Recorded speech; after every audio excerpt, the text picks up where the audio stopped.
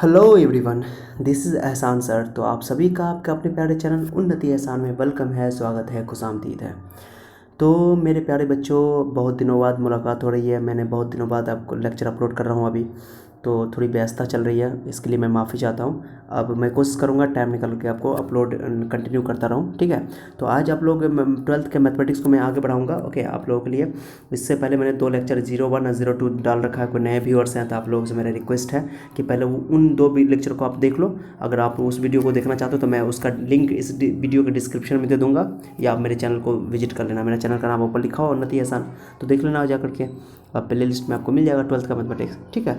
चलिए, तो आज का टॉपिक है हमारा मैट्रिक्स चैप्टर में टाइप्स ऑफ मैट्रिसेस। ये क्या होता है सर? तो विदाउट वेस्टिंग मोर टाइम हम लोग सीधे स्टार्ट करते हैं। छोटा वीडियो होने वाला है, आप लोग आखिर तक बने रहे, एक एक बात समझ में आएगा, क्योंकि ये टाइप्स ऑफ मैट्रिसेस बहुत ही इंपॉर्टेंट है। मैं जो बात बताऊंगा ये आपको आने वाले चैप्टर के बीच में बहुत यूज़ होगा, ओके। अब मैंने बहुत बेहतरीन नोट्स बना रखा है, आपको चिंता नहीं करना। पहले वीडियो कंप्लीट देख लो आप लोग, ओके। बस अधूरा मत दिखा करो वीडियो को, ठीक है। चलिए मैं स्टार्ट करता हूँ। तो देखिए ये क्या होता है, जैसे मैंने पिछले लेक्चर में रो, ऑर्डर और कॉलम बताया था। ऑर्डर, रो, कॉलम ये सब सिखाया था आप लोगों को। तो देखो एक मैट्रिक्स में एग्जांपल देता हूँ आपको। पहले रुको, पहले एग्जांपल देखो आप, तब समझ में आएगा, तब ये क्लियर हो जाएगा आपका। देखो जैसे मैट्रिक्स ए दिखाई दे रहा है आपको, यहाँ पर दिखाई दे रहा है, यहाँ पे ए में देखो तो कितने रो है, 1 रो 2 रो, और कॉलम कितना है, 1 2 3 कॉलम। तो रो की संख्या 2 है, कॉलम की संख्या 3 है, तो बराबर तो नहीं है, नंबर ऑफ रोज है, नंबर ऑफ कॉलम्स इक्वल नहीं है। तो इस तरह के मैट्रिक्स को कहते हैं रेक्टेंगुलर मैट्रिक्स। रेक्टेंगुलर नाम क्यों पड़ा सर? आप लोगों ने रेक्टेंगल का नाम सुना? आयत का नाम हिंदी में आयत बोलते हैं, रेक्टेंगल। रेक्टेंगल में लेंथ और विड्थ इक्वल नहीं होता है, तो हम लोग कहते हैं आयत है ये। उसी तरह यहाँ पे रो की संख्या और कॉलम की संख्या बराबर नहीं है, तो इसको बोलते हैं रेक्टेंगुलर मैट्रिक्स, आयताकार मैट्रिक्स, ठीक है। तो पॉइंट क्लियर हो रहा है आप लोगों को मैं क्या बोल रहा हूँ? अगर मान लो कि नंबर ऑफ रोज और नंबर ऑफ कॉलम इक्वल है, जैसे मान लो मैं एक एग्जाम्पल दे रहा हूँ, जैसे ये एग्जाम्पल देखो आप लोग, ये देखो, ये वाला बी एग्जाम्पल देखो। इसमें देखो 1 रो 2 रो 3 रो, 3 रो है, 1 2 3 कॉलम है, 3 रो है 3 कॉलम है, नंबर ऑफ रोज और नंबर ऑफ कॉलम्स इक्वल है, तो ये स्क्वायर मैट्रिक्स है। और यही हमारे सिलेबस का इंपॉर्टेंट पार्ट है। स्क्वायर मैट्रिक्स ही हमारी सिलेबस में इंपॉर्टेंट है, सबसे ज़्यादा आपको यही यूज़ होगा, ठीक है। तो नंबर ऑफ रो और नंबर ऑफ कॉलम इक्वल होगा तो स्क्वायर मैट्रिक्स होगा। जैसे 3x3 ऑर्डर का स्क्वायर मैट्रिक्स, 2x2 ऑर्डर का square matrix, number of row number of column equal है, ओके। लेकिन जिसमें 2x3 हो गया, 3x2 हो गया, तो वो रेक्टेंगुलर मैट्रिक्स हो गया। अब एक और चीज़ समझ लो, मैंने डेफिनेशन लिख दिया, अभी समझाता हूँ आपको। जैसे देखो, जिस मैट्रिक्स में सिर्फ एक कॉलम हो, जिस मैट्रिक्स में only 1 column, okay, a matrix having only 1 column, तो उसको बोलते हैं कॉलम मैट्रिक्स। देखो यहाँ पर ये बी मैट्रिक्स देख लो, यहाँ पर जो मैं घेर रहा हूँ, अंडरलाइन कर रहा हूँ, थोड़ा ध्यान देना आप लोग। इसमें सिर्फ देखो 1 2 3 रो तो 3 है, लेकिन कॉलम एक ही है, तो इसको बोलते हैं कॉलम मैट्रिक्स। तो रो जितना भी हो जाए, रो 1 भी चलेगा, 2 भी चलेगा, 3 भी चलेगा, रो कितना भी हो जाए, नंबर ऑफ रोज चलेगा, लेकिन अगर कॉलम एक है, नंबर ऑफ कॉलम्स एक है, तो उसको बोलेंगे कॉलम मैट्रिक्स, ओके। समझ में आ रहा है आप लोगों को? चलिए ठीक है। अगर नंबर ऑफ कॉलम 1 है, ओनली 1 है, तो उसको बोलेंगे कॉलम मैट्रिक्स। और नंबर ऑफ रो अगर 1 है, नंबर ऑफ रो 1 है अगर, तो इसको बोलेंगे रो मैट्रिक्स, ओके। ओनली 1 रो। आप कहोगे सर अगर एक एलिमेंट है जिसमें मान लो एक रो भी है एक कॉलम भी, तो इसको रो मैट्रिक्स भी बोलेंगे, आप कॉलम मैट्रिक्स भी बोलेंगे, क्योंकि इसमें एक ही एलिमेंट है, ओके। छोटी छोटी बातें हैं, ये बोर्ड एग्जाम में ऑब्जेक्टिव में आ सकता है, ये आपको आगे यूज़ नहीं पड़ेगा, ये ज़्यादा इंपॉर्टेंट नहीं है। लेकिन ये क्या है, ये रेक्टेंगुलर मैट्रिक्स है, क्योंकि सर एम और एन बराबर नहीं है। यहाँ पर रो की संख्या 1 है, एन का वैल्यू 3 है, एम का वैल्यू 1 है, तो ये इक्वल नहीं है। फिर यहाँ पर देखो एम का वैल्यू 3 है, एन का वैल्यू 1 है, इक्वल नहीं है, तो ये सब रेक्टेंगुलर मैट्रिक्स है। जिसमें एक रो होगा उसको रो मैट्रिक्स बोलोगे, जिसमें ओनली 1 कॉलम होगा उसको कॉलम मैट्रिक्स बोलोगे। तो मैंने डेफिनेशन यहाँ लिख दिया, आप लोग देखो अच्छा से। रेक्टेंगुलर मैट्रिक्स किसे कहेंगे सर? ध्यान दो आप लोग, मैंने लिख रखा है, देखो कोई मैट्रिक्स को इस तरह लिखा जाता है शॉर्ट फॉर्म में, मैंने बताया था AIJ करके, ओके। M/N ऑर्डर का मैट्रिक्स है AIJ, कितना भी ऑर्डर हो सकता है। देन अगर इफ़, मैंने लिख दिया, यहाँ पर लिख दिया इफ़, आप लोग ध्यान देना अच्छे से, ओके। तो थोड़ा बड़ा करके बताता हूँ। If m is not equal to n, that means number of columns and number of rows are not equal. मैंने रो की संख्या और कॉलम की संख्या इक्वल ना हो तो उसको बोलते हैं रेक्टेंगुलर मैट्रिक्स। तो मैंने लिख दिया ए को रेक्टेंगुलर मैट्रिक्स कहेंगे। या तो इक्वल नहीं होगा तो क्या होगा, या तो m का वैल्यू n से छोटा होगा, यानी कि रो की संख्या कॉलम की संख्या से कम होगा, या रो की संख्या कॉलम की संख्या से ज़्यादा होगा, तो ये हो गया आपका रेक्टेंगुलर मैट्रिक्स। चलो रो मैट्रिक्स में एग्जांपल इसका मैंने देखो, आप लोग देख लो कितने एग्जांपल मैंने आप लोगों के लिए बना रखा है। एक एग्जांपल ये हो गया जिसको रो मैट्रिक्स मैंने बोला, ये भी रेक्टेंगुलर है। दूसरा एग्जांपल मैंने लिया बी मैट्रिक्स, ओके, ये भी रेक्टेंगुलर मैट्रिक्स है, लेकिन इसको कॉलम मैट्रिक्स बोलेंगे क्योंकि एक ही कॉलम है, ठीक है। चलो उसके बाद एग्जाम्पल 1 ये आप एग्जाम्पल देख लो, ओके। चलो मैंने इसको एग्जाम्पल यहाँ से लिखा है क्योंकि ये इस टाइप था रेक्टेंगुलर मैट्रिक्स का, ठीक है। तो इसको मैंने बोला देखो 1 रो 2 रो, 1 कॉलम 2 कॉलम 3 कॉलम, 2/3 ऑर्डर का मैट्रिक्स है। तो देखो रो और कॉलम की संख्या इक्वल नहीं है, बट इसमें देखो 1 2 3 रो 1 2 कॉलम, 3 रो 2 कॉलम, 3x2 ऑर्डर का मैट्रिक्स है, ये भी रेक्टेंगुलर मैट्रिक्स है। तो ये सभी रेक्टेंगुलर मैट्रिक्स है। लेकिन जिसमें ओनली 1 रो हो तो वो तो रेक्टेंगुलर तो होगा ही होगा, और उसको रो मैट्रिक्स बोलेंगे। जिसमें ओनली 1 कॉलम हो तो रेक्टेंगुलर मैट्रिक्स होगा ही होगा, लेकिन उसको हम लोग क्या बोलेंगे, कॉलम मैट्रिक्स। ओके, ऐसा भी हो सकता है कि 1/1, ये रेक्टेंगुलर मैट्रिक्स तो नहीं है, ध्यान देना, ये रेक्टेंगुलर मैट्रिक्स नहीं है ये वाला 1। जैसे ये मैंने 1 की जगह 2 ले लो, जैसे मान लो 2 ले लो, तो ये रेक्टेंगुलर मैट्रिक्स नहीं है, क्योंकि एक रो है एक कॉलम है, तो ये स्क्वायर मैट्रिक्स में आएगा, क्योंकि रो और कॉलम संख्या बराबर है। तो लेकिन ये जो है कॉलम मैट्रिक्स भी है और रो मैट्रिक्स भी है। ओके, चलो ये याद रखना ऑब्जेक्टिव में। चलो मैं बता रहा हूँ, अब देखो स्क्वायर मैट्रिक्स, ये आपके MCQ में क्वेश्चन पूछ सकता है, इंपॉर्टेंट है, कि m = n होगा, नंबर ऑफ रो और नंबर ऑफ कॉलम इक्वल हो जाए, तो इक्वल होगा तो उसको बोलते हैं स्क्वायर मैट्रिक्स। देखो यहाँ पे आप अच्छा से देखो, m = n है, if m = n that means number of rows and number of columns are equal. अगर रो की संख्या कॉलम की संख्या इक्वल हो तो उसको बोलते हैं स्क्वायर मैट्रिक्स। देखो मैंने लिख दिया स्क्वायर मैट्रिक्स। एक चीज़ समझना, स्क्वायर मैट्रिक्स में क्या होगा, 2x2 ऑर्डर का होगा, 3x3 ऑर्डर का होगा। तो जैसे रो की संख्या कॉलम की संख्या सेम होगा तो बोलोगे square matrix of order n/n पढ़ोगे, या सिर्फ n ऑर्डर का बोल दोगे। जैसे एग्जांपल से देखो समझ में आ जाएगा आप लोगों को, ठीक है। देखो जैसे एग्जांपल देखो, ये मैट्रिक्स मैंने लिया, अच्छा से देखना, 1 रो 2 रो 1 कॉलम 2 कॉलम, 2 रो 2 कॉलम, 2x2 ऑर्डर का मैट्रिक्स है। तो मैं इसको बोल सकता हूँ कि A जो है वो 2x2 ऑर्डर का स्क्वायर मैट्रिक्स है। मैं क्या बोलूँगा, आप लोग मेरे साथ रिपीट करो कि A 2x2 ऑर्डर का स्क्वायर मैट्रिक्स है। या ये भी बोल सकते हो कि A is a square matrix of order 2, 2 order का स्क्वायर मैट्रिक्स, ये भी बोल सकते हैं। बोलने में ये भी इस्तेमाल हो सकता है कि 2 ऑर्डर का स्क्वायर मैट्रिक्स। तो 2 ऑर्डर का स्क्वायर मैट्रिक्स का मतलब ये हुआ कि इसमें सिर्फ 2 रो है 2 कॉलम है। 2x2 ऑर्डर बोल करके आप 2 ऑर्डर बोल सकते हो। ओके, ये स्क्वायर मैट्रिक्स में ही आप बोल सकते हो। जैसे मैंने बोल दिया स्क्वायर मैट्रिक्स 3 ऑर्डर का, तो 3 ऑर्डर का मतलब ये हुआ कि उसमें 3 रो है 3 कॉलम है, क्योंकि एक बार बोल दिया तो रो और कॉलम की संख्या तो बराबर ही है, इसलिए ये अंडरस्टूड है कि बोल दिया था 3x3 ऑर्डर ना बोल करके 3 ऑर्डर बोल देते हैं।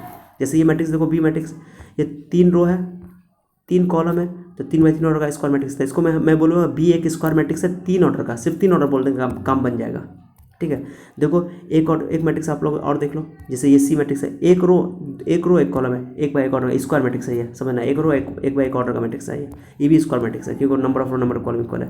तो स्क्वायर मैट्रिक्स आप लोग थोड़ा सा इंपॉर्टेंट चीज़ पे आ जाते हैं, बहुत इंपॉर्टेंट पॉइंट बता रहा हूँ, आप लोग थोड़ा सा ध्यान देना, आप लोग का अटेंशन में चाहता हूँ यहाँ पे ध्यान, एक जरा भी इधर से भटकाना नहीं।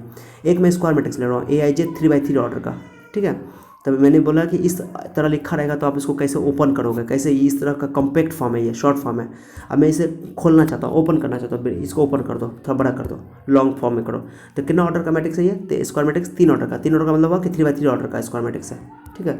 चलो आप इसको क्या करो, आप इसको खोल के लिखो, कैसे लिखोगे, A11 A12 A13 A21 A22 A23 आता है सब, आपको पिछले लेक्चर में मैंने बता रखा है आप लोगों को, A31 A32 A33, ओके। ये आपका स्क्वायर मैट्रिक्स है। अब ध्यान देना, बहुत इंपॉर्टेंट बात है, बच्चों को कन्फ्यूजन होता है इसमें। देखो स्क्वायर मैट्रिक्स में देखो ये A11 जो दिख रहा है, A11 A22 A33, तो यहाँ पर क्या ये जो 1 I और J का वैल्यू है, पहला वाला क्या होता है, मैंने बता रखा आप लोगों को कि पहला को I बोलते हैं, J को दूसरा को J बोलते हैं। तो I का वैल्यू और J का वैल्यू बराबर हो भी सकता है, नहीं भी हो सकता है, लेकिन इसमें देखो जिसमें A और I का वैल्यू J के बराबर है, देखो ना 1 2 2 3 3, इसमें I का वैल्यू क्या है, J के बराबर है। I अगर J के बराबर हो तो उस एलिमेंट को बोलते हैं डायगोनल एलिमेंट। आप लोग समझ जाओ, जिसमें I का वैल्यू J के इक्वल हो जाए उसको बोलते हैं डायगोनल एलिमेंट, और जहाँ पे जिस एलिमेंट में I का वैल्यू J के बराबर ना हो तो उसको बोलते हैं नॉन डायगोनल एलिमेंट। तो देखो इस तरह तो बराबर है, लेकिन आप उसके अलावा छोड़ो, इसको देखो तो I J बराबर नहीं है, यहाँ I का वैल्यू 1 है और J का वैल्यू 2 है। इसमें देखो I का वैल्यू 1 है, J का वैल्यू 3 है। इसमें देखो I का वैल्यू 2 है, J का वैल्यू 1 है। इस केस में इस सब के इसमें नहीं है I का वैल्यू J के बराबर, तो इन सभी को बोलेंगे नॉन डायगोनल एलिमेंट, ओके। और डायगोनल एलिमेंट किसे बोलते हैं सर, तो डायगोनल जिसमें I का वैल्यू J के बराबर हो। तो ये जो देख रहे हो इस तरह, ये डायगोनल कहते बच्चा बोला सर डायगोनल तो ऐसे भी हो सकता है, तो ऐसे ये आप उस तरह मत सोचो ज्योमेट्री के हिसाब से, ओके। ये आपका डायगोनल एलिमेंट सिर्फ इस तरह होगा स्क्वायर मैट्रिक्स में, सिर्फ स्क्वायर मैट्रिक्स में हम लोग बात करते हैं डायगोनल एलिमेंट की, ओके। तो डायगोनल एलिमेंट जिसमें I का वैल्यू J के इक्वल होगा उसको डायगोनल मैट्रिक्स का एलिमेंट कहेंगे, जिसमें I का वैल्यू J के बराबर नहीं होगा उसको नॉन डायगोनल एलिमेंट कहेंगे। अब एक चीज़ समझो, ये तो डायगोनल एलिमेंट हमेशा याद रखना, डायगोनल एलिमेंट हमेशा ऐसे होगा, ऐसे हमेशा याद रखना, ऐसे कभी ऐसे नहीं होगा, धोखा से भी नहीं, सिर्फ ऐसे होगा, दिमाग में बैठा लो आप लोग, ठीक है। अब उसका देखो I का वैल्यू J के इक्वल है तो डायगोनल एलिमेंट, I का वैल्यू J के इक्वल नहीं है तो नॉन डायगोनल। तो नॉन डायगोनल में 2 तरीके का है, एक ऊपर डायगोनल के ऊपर, एक तो नॉन डायगोनल एलिमेंट डायगोनल के ऊपर है, एक डायगोनल के नीचे है। तो इसमें देखो इस ऊपर वाला में देखो तो क्या खास बात दिखाई दे रहा है आपको, देखो इसमें I का वैल्यू 1 है, J का वैल्यू 2 है, इसमें I का वैल्यू 1 है, J का वैल्यू 3 है, इसमें I का वैल्यू 1 है 2 है, J का वैल्यू 3 है। क्या हो रहा है सब इस केस में, देखो तीनों केस में देखो, इस तीनों में I का वैल्यू J से छोटा है, आई का वैल्यू अगर जे से छोटा होगा तो वो एबव डायगोनल एलिमेंट होगा, मैंने बोलोगे नॉन डायगोनल एलिमेंट तो है लेकिन वो डायगोनल से ऊपर है, ठीक है। जब भी आई का वैल्यू जे से छोटा हो जाए तो उसको बोलेंगे कि वो डायगोनल नॉन डायगोनल एलिमेंट तो है लेकिन वो डायगोनल से ऊपर है, याद रखोगा। नीचे वाला में देख लो, नीचे वाला खुद से देखो आप लोग, इसमें देखो आई का वैल्यू 2 है, जे का वैल्यू 1 है, तो आई बड़ा है जे छोटा है, तो इस नीचे में जितना भी जगह देखो आप उसमें देखो आई का वैल्यू जे से बड़ा है, ओके। यहाँ पर आई का वैल्यू जैसे छोटा है, यहाँ पर आई का वैल्यू जैसे बड़ा है, okay.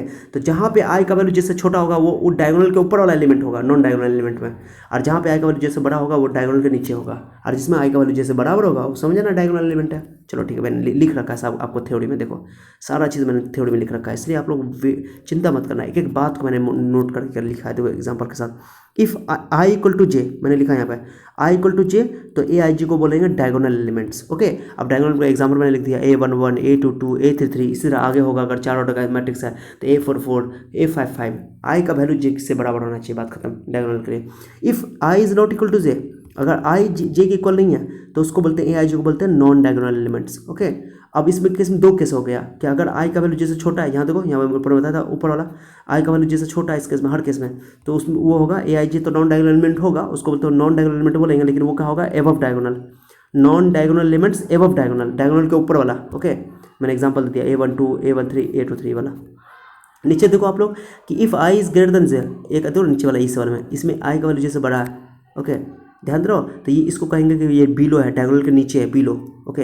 Elements below diagonal element A21 A31 A32, आई का वैल्यू जैसे बड़ा होना चाहिए इसके इसमें, हमेशा याद रखना, बस इतना याद रखना कि जो डायगोनल के ऊपर होगा उसमें आई का वैल्यू जैसे छोटा होगा, और जो डायगोनल के नीचे होगा उसमें आई का वैल्यू जैसे बड़ा होगा, और जो डायगोनल एलिमेंट होगा उसमें आई का वैल्यू जैसे बराबर होगा, बस याद रखना डायगोनल एलिमेंट हमेशा ऐसे दिमाग में बैठा लो, ठीक है। तो ये आपका ये वाला स्लाइड हो गया, बहुत अच्छा समझ में आ गया, बहुत इंपॉर्टेंट है क्योंकि अभी आगे काम पड़ेगा। देखो अब अगला टाइप पढ़ते हैं हम लोग, ध्यान दो, इसके बाद जो स्लाइड आ रहा है बहुत इंपॉर्टेंट है, देखो यहाँ ये बहुत इंपॉर्टेंट स्लाइड है, इसको आप लोग थोड़ा ध्यान दो, इसमें जरा भी ध्यान भटकाओगे तो प्रॉब्लम हो जाएगा, क्योंकि ये बहुत इंपॉर्टेंट है, स्क्वायर मैट्रिक्स का टाइप ही है। तो मैं आप लोगों को अब यहाँ पे स्क्वायर मैट्रिक्स पे ला रहा हूँ, okay. Types of square matrix, square matrix किसको बोलते हैं सर? मैंने बोला कि हमारे सिलेबस में सबसे इंपॉर्टेंट स्क्वायर मैट्रिक्स है, ओके। स्क्वायर मैट्रिक्स ही हमारे सिलेबस का पार्ट है, रेक्टेंगुलर बहुत कम मिलेगा हम लोगों को। तो स्क्वायर मैट्रिक्स में क्या है कि स्क्वायर मैट्रिक्स टाइप में देखो ध्यान देना आप लोग, एक मैट्रिक्स पढ़ना है हम लोग को डायगोनल मैट्रिक्स, डायगोनल मैट्रिक्स क्या नाम है? स्क्वायर मैट्रिक्स का टाइप है, ठीक है। तो मैं आपको बता रहा हूँ क्या है डायगोनल मैट्रिक्स सर, तो देखो मैं समझा रहा हूँ आप लोगों को बढ़िया से। मैंने पहले कोई स्क्वायर मैट्रिक्स ले लिया, ये A I J N by N cross N लिखने का मतलब समझेगा आप लोग, एन बाई एन का मतलब हुआ कि नंबर ऑफ रो और नंबर ऑफ कॉलम इक्वल है, ठीक है।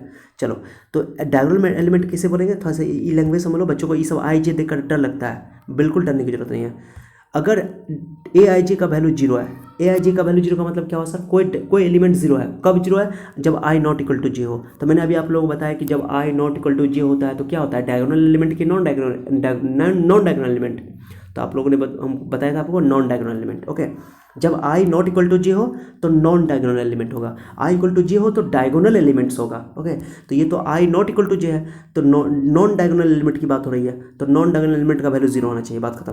तो जिस स्क्वायर मैट्रिक्स में नॉन डायगोनल एलिमेंट्स सब का सब 0 हो उसको बोलते हैं डायगोनल मैट्रिक्स। इसको लैंग्वेज में मैंने लिख दिया, ये तो थ्योरी में ऐसे करके लिख दिया। ये सब आई जी से अब डरो नहीं तो आप लोग, ठीक है, क्योंकि क्वेश्चन सब आई जी के टर्म में आता है, इसलिए आई जी बच्चा लोग क्या करता है, लैंग्वेज लिख लेता है। आई जी जहाँ पर आता है तो कितने बच्चों को खुफ्त होता है, परेशानी होती है, सर आई जी सर परेशानी हो रही है, आई जी से बहुत दिक्कत हो रहा है सर, ओके 36 का आंकड़ा है। नहीं, बिल्कुल नहीं, आई जी बहुत ईजी है, मैंने आपको समझाया पिछले लेक्चर में डिटेल से, ठीक है।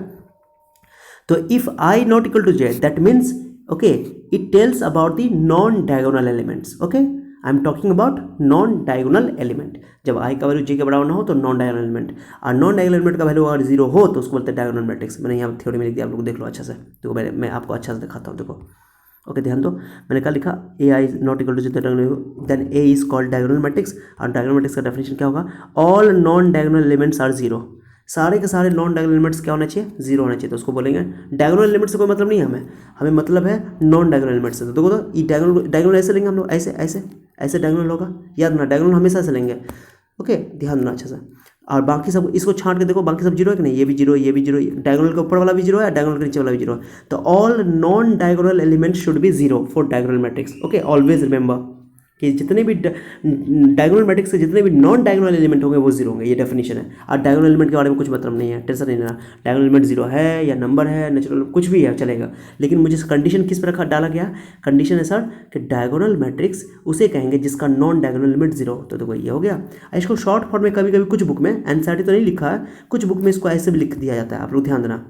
ओके क्या करते हैं, नॉन डायगोनल एलिमेंट का तो डायगोनल मैट्रिक्स का नॉन डायगोनल एलिमेंट तो जीरो होता है, तो सिर्फ डायगोनल एलिमेंट को लिख दिया जाता है ऐसे करके, ऐसे करके DIG सिंबल लिख देते हैं, DIAG डायगोनल। इसका डायगोनल एलिमेंट क्या, 4 3 -5, इस तरह लिख दो। मैंने सिर्फ डायगोनल एलिमेंट को लिख दिया जाता है, बाकी सब जीरो, ये इस तरह लिख दिया था सिंबल में, इस तरह लिख दोगे। तो इन्हें समझना कि कहो सर ये एक रो 2 3 3 कॉलम, 1 बाई 3 ऑर्डर का मैट्रिक्स नहीं, यहाँ पर सिंबल लिखा हुआ है डायगोनल, कंफ्यूज नहीं होना आप लोग, ठीक है। तो डायगोनल लिख करके जब भी डायगोनल लिख दिया जाएगा ऐसे, तो आप समझ जाना कि ये डायगोनल एलिमेंट सिर्फ लिखा जाता है, बाकी सब जीरो, ठीक। जैसे मैं उल्टा करके दिखा रहा हूँ आपको, देखो जैसे मैं यहाँ पर देखो आप लोगों को, मैंने एक डी मैट्रिक्स लिया, डी डायगोनल मैंने लिख दिया DIJ, और वहाँ पर लिया 5 4 5 4, मतलब वो 2 डायगोनल एलिमेंट लिखा हुआ है, 2 डायगोनल एलिमेंट का मतलब हुआ कि 2 बाई 2 ऑर्डर का मैट्रिक्स है, तो 2 मैंने लिख दिया, 5 4 ऐसे लिख दिया डायगोनली, और 0 0 लिख दिया। क्लियर बात। चलो अब एक चीज़ समझो आप लोग, अब डायगोनल मैट्रिक्स का भी एक स्पेशल टाइप है। अब ये हो सकता है, आप लोग ध्यान देना, ये हो सकता है कि डायगोनल मैट्रिक्स में क्या, मैंने क्या बताया, डायगोनल मैट्रिक्स की कंडीशन क्या है कि all non diagonal elements zero. Okay जितने भी नॉन डायगोनल एलिमेंट्स है जीरो होने चाहिए, डायगोनल एलिमेंट्स का मतलब नहीं है। अगर डायगोनल मैट्रिक्स है और उसमें भी वो डायगोनल एलिमेंट अगर सेम हो जाए, डायगोनल एलिमेंट्स क्या हो जाए, सेम हो जाए, सेम, यानी देखो 3 3 3, जैसे मतलब 4 4 4 1 1 1 सब इक्वल हो जाए, नॉन डायगोनल एलिमेंट तो जीरो होना ही चाहिए, पहला कंडीशन तो फुलफिल होना ही चाहिए, क्योंकि ये डायगोनल मैट्रिक्स होना ही चाहिए।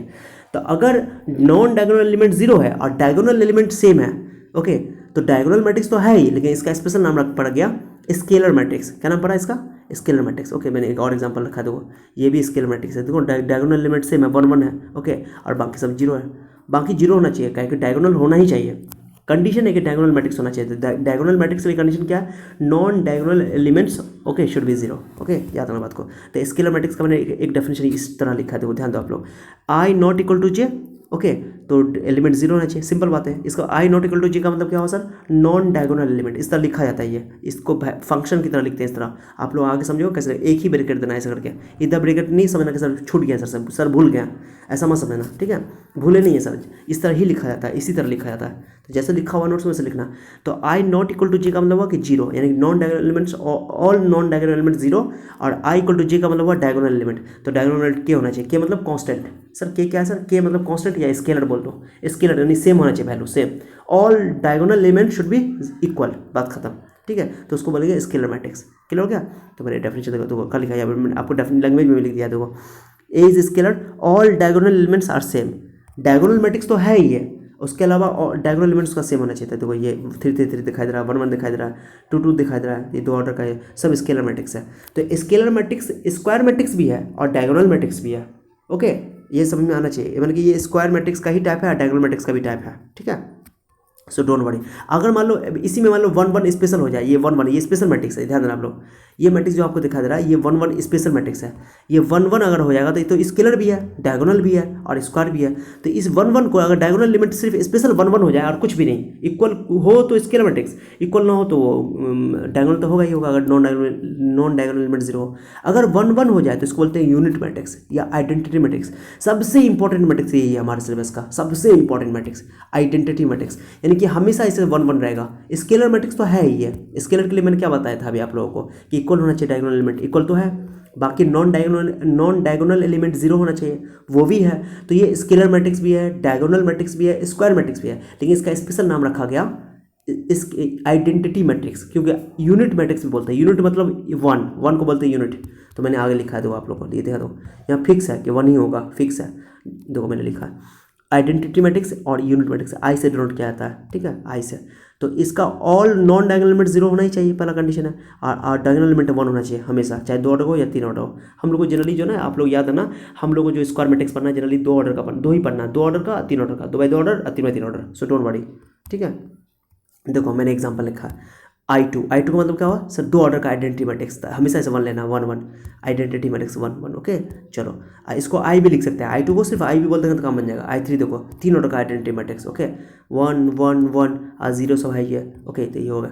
अब एक चीज़ और समझो, ये सिर्फ ओनली 1 लिखा रहेगा तो ये भी आइडेंटिटी मैट्रिक्स है, क्योंकि ये 1/1 ऑर्डर का स्क्वायर मैट्रिक्स है। जीरो दूसरा एलिमेंट तो है ही नहीं, जीरो तो होना ही नहीं है, तो ये 1/1 ऑर्डर का आइडेंटिटी मैट्रिक्स है। याद रखना ऑब्जेक्टिव में, ये इंपॉर्टेंट है। अगर ऐसे लिखा हुआ तो ये 1/1 ऑर्डर का स्क्वायर मैट्रिक्स तो है ही है। ओके, आइडेंटिटी मैट्रिक्स है, ये इंपॉर्टेंट है, बहुत इंपॉर्टेंट है 1/1 ऑर्डर का। ठीक है, मैंने बता दिया, आपको लिखना होगा तो लिख लेना नोट करके। चलो, आइडेंटिटी मैट्रिक्स में उसी तरह काम करता है जिस तरह नंबर में मल्टीप्लाई में 1 काम करता है। आप लोग पता होगा कि 1 को कोई चीज़ से मल्टीप्लाई करते हैं तो वही नंबर आ जाता है। 1 को आप 5 से मल्टीप्लाई करो तो 5 आ जाएगा।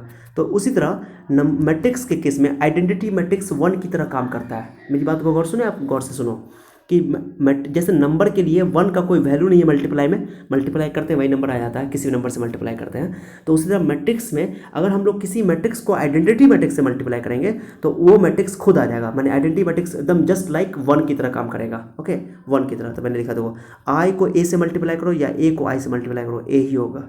ओके, आई का कोई वैल्यू नहीं है। आई का स्क्वायर निकालो, जैसे 1 का स्क्वायर कुछ भी होता है, आप लोग जानते हो 1 का पावर कुछ भी होता है तो 1 नहीं होता है। उसे आई का स्क्वायर ले लो, आई का क्यू ले लो, आई का पावर कुछ भी ले लो, 50 60 70, एन इंटीजर होना चाहिए। ठीक है, इंटीजर कौन इंटीजर? पॉजिटिव इंटीजर, यानी कि 2 3 4 5 6 7 पॉजिटिव इंटीजर नेचुरल नंबर, तो आई ही होगा। उसको कितने पावर ले लो, ये सब छोटी छोटी बातें हैं, बहुत इंपॉर्टेंट है, बोर्ड एग्जाम में एमसीक्यू में सीधे पूछ देता है, आगे यूज़ भी होगा। और एक और आगे हम लोग टॉपिक पढ़ेंगे इन्वर्स, तो आई का इन्वर्स भी आई ही होता है। एक पढ़ेंगे हम लोग, मैंने पढ़ा रखा है आप लोगों को, पहले मैंने वही पढ़ाया है डिटरमिनेंट चैप्टर। तो डिटरमिनेंट कैसे निकालते हैं? डिटरमिनेंट के लिए डब्बा इस्तेमाल करते हैं, ऐसे क्रॉस गुना करके निकाल देते हैं, 0 1 क्रॉस गुना करके। तो आई का आइडेंटिटी मैट्रिक्स का डिटरमिनेंट हमेशा 1 होता है, चाहे वो किसी ऑर्डर का हो, किसी भी ऑर्डर का डिटरमिनेंट हो। तो मैंने लिख दिया डिटरमिनेंट को इस तरह लिखते हैं, मॉडुलस नहीं है, ये डिटरमिनेंट का सिंबल है। आप लोगों डिटरमिनेंट का चैप्टर मेरा लेक्चर है, यूनिट जो बच्चे नहीं देख रहे हैं आप लोग मैंने पहले डिटरमिनेंट पढ़ा रखा है। तो जो बच्चे पहले आप लोग मैट्रिक्स पढ़ रहे हो तो मैट्रिक्स पूरा कंप्लीट कर लो आप लोग, 3.1 3.2 3.3 3.4 ये सब पूरा अच्छा से पढ़ लो। उसके बाद आप लोगों को डिटरमिनेंट स्टार्ट करना। तो डिटरमिनेंट आप लोग देखना, तो आइडेंटिटी मैट्रिक्स का डिटरमिनेंट का वैल्यू 1 होता है। मैंने निकाल के दिखा दिया, ऐसे करो, ये डिटरमिनेंट का सिंबल है, ऐसे करके तो देख लो। तो 1 को 1 से मल्टीप्लाई कर दो, घटा दो, ऐसे क्रॉस गुना करके क्रॉस, तो 1 1 का तो 0 1 हो गया आंसर। तो आइडेंटिटी मैट्रिक्स किसी भी ऑर्डर का होगा ना, उसका वैल्यू 1 होगा डिटरमिनेंट में। डिटरमिनेंट की बात कर रहा हूँ मैं। ओके, बाकी आइडेंटिटी मैट्रिक्स को किसी चीज़ से मल्टीप्लाई कर दो मैट्रिक्स आएगा। तो मैंने लिखा। अब एक और चीज़ है, एक बहुत इंपॉर्टेंट मैट्रिक्स है जीरो मैट्रिक्स, जिसको बोलते हैं नल मैट्रिक्स। इसको समझ लो आप लोग, बहुत मजेदार मैट्रिक्स है ये, नल मैट्रिक्स। ओके, देख लो आप लोग, जीरो मैट्रिक्स जिस एलिमेंट का ऑल एलिमेंट जीरो हो, जो भी मैट्रिक्स होगा जिसका सारा एलिमेंट जीरो हो, उसको बोलते हैं जीरो मैट्रिक्स या नल मैट्रिक्स। जीरो मैट्रिक्स और नल मैट्रिक्स। ओके, तो जीरो मैट्रिक्स का all element should be zero, सारे के सारे एलिमेंट जीरो होने चाहिए, कोई एक भी नहीं बचना चाहिए। अगर कोई एक एलिमेंट भी अगर 1 है, मान बाकी सब जीरो है, तो इसको जीरो मैट्रिक्स नहीं बोल सकते हैं, क्योंकि एक एलिमेंट नॉन जीरो है। सारा का सारा एलिमेंट नॉन जीरो होना चाहिए, जीरो होना चाहिए, sorry. It's all elements are zero, मैंने लिख दिया it's all elements are zero. इसको डिनोट करते हैं ओ से, कैपिटल ओ से। मैट्रिक्स हम लोगों ने, मैंने बता रखा है आप लोगों को, मैट्रिक्स जनरली जो है वो कैपिटल लेटर से डिनोट किया जाता है। तो मैंने लिख दिया। ये इसको याद ना, जीरो मैट्रिक्स स्क्वायर मैट्रिक्स भी हो सकता है, रेक्टेंगुलर मैट्रिक्स भी हो सकता है। देखो ना, ये 2/3 ऑर्डर का जीरो मैट्रिक्स है, सब एलिमेंट जीरो है। ओके, ये आपका 3/3 ऑर्डर का स्क्वायर मैट्रिक्स हो गया, ये 2/2 ऑर्डर का था। जीरो मैट्रिक्स कुछ भी हो सकता है। एक और जीरो मैट्रिक्स के रिलेटेड कुछ बात समझ लो। जैसे मैंने बोला जीरो का, जैसे नंबर में कोई जोड़ते हैं, कोई नंबर में जोड़ते हैं जीरो को, जैसे मैंने बोला था आप लोगों को कि अगर 2 में जीरो को जोड़ो तो 2 ही हो जाएगा। जीरो का जिस तरह वैल्यू है, जिस तरह नंबर में जीरो का वैल्यू है, उसी तरह मैट्रिक्स में जीरो मैट्रिक्स का वैल्यू है। तो ए में जीरो ऐड कर दो, जीरो में ऐड कर दो, ए ही हो जाएगा। और जीरो मैट्रिक्स से मल्टीप्लाई, जैसे जीरो को कोई चीज़ से नंबर मल्टीप्लाई करते हैं तो जीरो ही होता है, उस तरह नंबर अगर जीरो मैट्रिक्स को ए से मल्टीप्लाई करो या ए को जीरो से मल्टीप्लाई तो जीरो ही होगा। जैसे आइडेंटिटी याद ना, नंबर में 1 की तरह काम करता है यहाँ आइडेंटिटी मैट्रिक्स, और नंबर में जिस तरह जीरो काम करता है यहाँ पर जीरो मैट्रिक्स काम करता है। ठीक है, जीरो मैट्रिक्स मैंने लिख दिया है, जीरो मैट्रिक्स में भी रेक्टेंगुलर और स्क्वायर। आपके सामने में ये स्क्वायर है, ये स्क्वायर है, लेकिन ये रेक्टेंगुलर है। तो ये मैंने छोटा सा बात बताया आप लोग को, एक एक बात। तो एकदम इंपॉर्टेंट चीज़ मैंने बताया आप लोगों को, देखो एक एक चीज़ बता दिया, पूरा इंटरेस्टिंग। ओके चलो ठीक है, तो ये आपका खत्म हो गया। पहले स्क्रीनशॉट ले लो आप लोग से, मेरा रिक्वेस्ट है कि आप लोग पहले स्क्रीनशॉट ले लो। टाइम दे रहा हूँ मैं, चलो 2 सेकंड 3 सेकंड 4 सेकंड 5 सेकंड, हो गया हो गया हो गया। ओके चलिए, ये भी हो गया। दूसरा का स्क्रीनशॉट ले लो ये अच्छा से, तब पूरा वीडियो देखने के बाद आप नोट कर लेना। उसका नेक्स्ट लेक्चर जल्दी आने वाला आप लोगों का, ठीक है। वो आपको 3.2 पढ़ाऊँगा मैं। अभी ये थ्योरी है, ये कंप्लीट, इससे सवाल नहीं बनेगा, ऑब्जेक्टिव वाला बनेगा और आगे कंसेप्ट क्लियर होगा पूरा, ठीक है। अब आगे हम नेक्स्ट लेक्चर में हम लोग पढ़ने वाले हैं मैट्रिक्स का ऑपरेशन ऑन मैट्रिसेस। ऑपरेशन में क्या पढ़ेंगे? Addition, subtraction, multiplication. तो एडिशन सब्ट्रैक्शन तो बहुत ईजी है, मल्टीप्लिकेशन भी ईजी है, लेकिन बहुत इंटरेस्टिंग है, मजा आएगा आपको मल्टीप्लिकेशन पे। मैंने बहुत सारा क्वेश्चन उसके लिए बना रखा है, तो आप लोग उसके लिए इंतजार करो। अब वो बहुत अमेजिंग लेक्चर होने वाला है, वो मजा आ जाएगा आप लोगों को। 3.2 आपका पूरा कंप्लीट हो जाएगा उससे, ठीक है। चलिए बहुत जल्दी ये लेक्चर मैं डालूंगा, चिंता मत करना आप लोग, ठीक है। ओ हमनवा मुझे अपना बना ले, सूखी परी दिल की इस जमी को भिगा दे। हूँ अकेला जरा हाथ बढ़ा दे, सूखी परी दिल की इस जमी को भिगा दे। ओ हमनवा कब से मैं दर दर फिर रहा, मुसाफिर दिल को पनाह दे। ओ हमनवा मुझे अपना बना ले, सूखी परी दिल की इस जमी को भिगा दे। ओह सर क्या गाते हैं सर। चलो कोई बात नहीं, ऐसा ही गाना गा रहा था। ठीक है, तो नेक्स्ट लेक्चर में हम लोग मिलते हैं। बहुत ही खूबसूरत लेसन होने वाला है। आप लोग अगर मेरी ये लेक्चर अच्छा लगा होगा तो आप लोग वीडियो लाइक करके जाना, गुरु दक्षिणा देकर जाना। ठीक है, लाइक कर दो। आप अपने दोस्तों तक, लॉकडाउन में चूँकि बच्चे नहीं पढ़ पा रहे हैं तो अपने दोस्तों तक ये इस वीडियो को शेयर कर दो ताकि उन लोग को फ़ायदा हो जाए। ओके, मैंने बहुत सारा लेक्चर डाल रखा है, 100 वीडियो लगभग करीब करीब हो चुका है मेरे इस चैनल पे। तो अपने साथियों में आपका जो भी क्लास का साथी है या आपके घर में भाई बहन है या कोई भी छोटे छोटे क्लास के बच्चे हैं, बड़े क्लास के बच्चे हैं, मैं 10th का डाल रहा हूँ, 11th का डाल रहा हूँ, 12th का डाल रहा हूँ, तो आप सबको भेजो, शेयर कर दो, सबको दिखाओ। आपको आप पूरा वीडियो देखोगे, मैं दावा कर रहा हूँ कि आपको पूरा समझ में आएगा। और शेयर कर दो वीडियो को। ठीक है, चलो मिलते हैं नेक्स्ट लेक्चर में। तब तक अपना ख्याल रखिए। Be happy, no BP. Okay, thank you so much for listening me, watching me. Okay, मिलते हैं नेक्स्ट लेक्चर में। Bye bye.